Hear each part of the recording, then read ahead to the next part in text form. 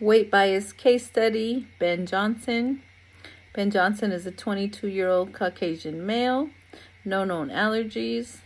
Mr. Johnson is presenting to the ER lethargic and it appears intoxicated. Recent diagnosis is type 1 diabetes with ketoacidosis. Current weight is 202 pounds. He is 72 inches tall and his BMI is 27.4. It is considered overweight. Ideal body weight is 178 pounds. Mr. Johnson is 113% of his ideal body weight. Medications. Patient is on insulin and a sliding scale. Current labs, glucose is elevated at 154. There are ketones present in the urine. His ABGs are abnormal, indicating some type of acidosis in the body.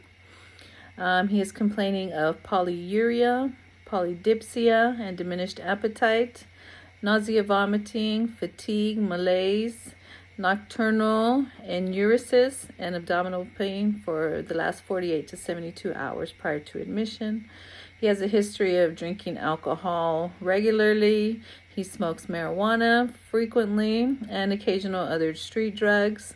His current diet is a clear liquid diet. And his family history, his mom, he believes, takes sugar pills. Treatment includes a dietitian consult for type 1 diabetes, a consult with a diabetes educator related to diabetes ketoacidosis, and a consult with a clinical dietitian for new diabetes diagnosis. His diet is clear liquids for 1 day until his blood glucose is stable. The dietitian will then will be consulted for a regular diet as clinically able. He's on blood glucose monitoring every hour. Patient daily needs, estimated total calories for the patient is about 2,000 calories per day. The weight bias noted in this case study came from the ER registered nurse, Kathy Rhodes. Ms. Rhodes documented that based on the information provided by the patient's 24-hour food recall and the patient's current BMI, that the patient needed to lose weight. This is a bias statement. Maybe the patient doesn't want to lose weight or feel that they need to lose weight. Even though the patient is overweight at this time, it is never recommended. It should never be recommended by a nurse for a patient to lose weight. As a nutrition professional, I would counsel the nurse to maybe revise her statements.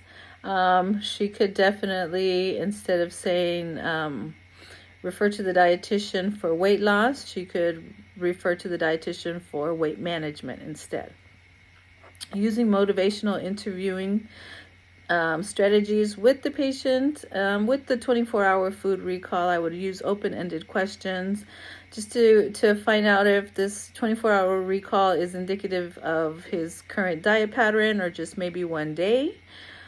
I would like to explore any type of barriers the patient might have versus, is he always eating out or is he able to cook meals at home? I would empower the client to voice any barriers related to his food choices, and then ask him, if he has any type of obstacles preventing him from managing his diet, which will then help manage his glucose levels. I would also encourage him to seek social support. He does live with roommates, so the roommates could maybe, help out in the meal planning and things like that. I would use non-controlling language with this patient, just so that he knows that he has the right and the opportunity to choose what is best for him and the best route of plan that he wants to take from here on out to make sure his blood sugar levels don't go out of control like this happened today.